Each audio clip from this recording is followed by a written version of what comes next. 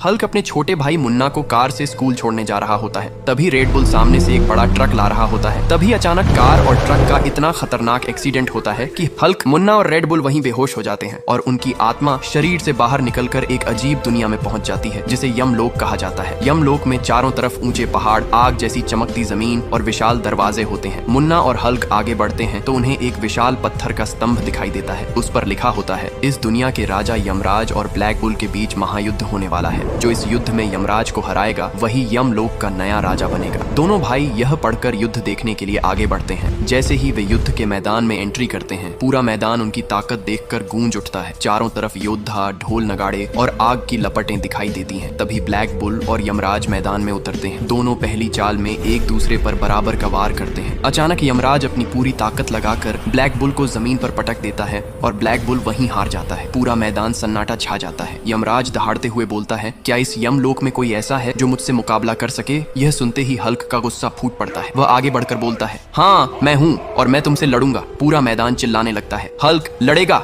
Hulk लड़ेगा। Hulk और यमराज में लड़ाई शुरू हो जाती है। तभी रेड बुल चुपके से अखाड़े में आता है और दोनों पर घातक वार कर देता है, जिससे हल्क और यमराज की वहीं मृत्यु हो जाती है। और रेड बुल अखाड़े में जोर जोर से चिल्लाकर कहता है, अब मैं यहाँ का राजा हूँ, है कोई मुझसे ताकतवर यहाँ से लड़ने वाला? मुन्ना अपने बड़े भाई को पड़ा हुआ देख मुन्ना रोने लगता है और कसम खाता है, मैं अपने भाई की हार का बदला जरूर लूंगा। इसके बाद मुन्ना मैदान छोड़कर यमलोक की एक गहरी गुफा में चला जाता है। उस गुफा में वह हर रोज पत्थर तोड़ तोड़ कर अपने शरीर को और मजबूत बनाता है। दिन रात की मेहनत से उसकी ताकत बढ़ती जाती है। धीरे धीरे पूरी गुफा टूटकर खुला मैदान बन जाती है। ऐसा करते करते पूरे 15 साल बीत जाते हैं। एक दिन फिर से महायुद्ध का ऐलान होता है। रेड बुल मैदान में दहाड़ रहा होता है। तभी अचानक मुन्ना मैदान में एंट्री करता है। पूरे मैदान की नजरें मुन्ना पर टिक जाती हैं। लड़ाई शुरू होने से पहले मुन्ना बोलता है, अगर तुम सच्ची ताकत और भाईचारे में विश्वास रखते हो तो वीडियो को लाइक करो, सब्सक्राइब करो और कमेंट में लव यू भाई जरूर लिखो। पहली ही चाल में मुन्ना रेड बुल को ऐसा पटकता है कि रेड बुल वहीं हार जाता है। पूरा मैदान जयकारों से गूंज उठता है। इसके बाद अचानक रोशनी फैलती है और मुन्ना,